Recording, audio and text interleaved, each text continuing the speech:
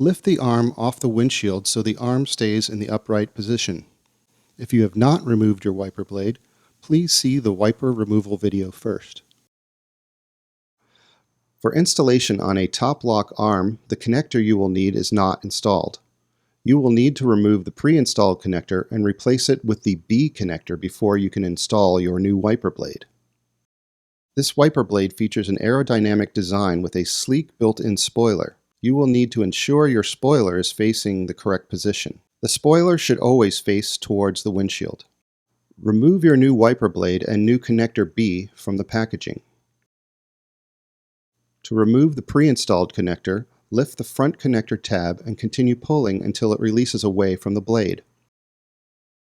Put your index finger on the front tab, pulling out and up until the connector comes loose from the blade. If the connector sticks, you may need to pull off each side individually.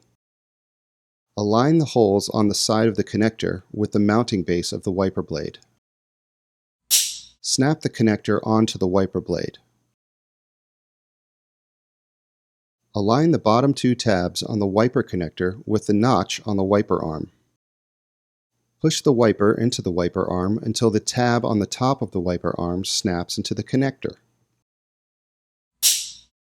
Test to ensure the blade is secure. Place the arm gently back on the windshield. Never let the arm release directly onto the windshield, as this will cause damage. It's always a good idea to run a few test wipe cycles on your vehicle after installing new blades to ensure they are working properly.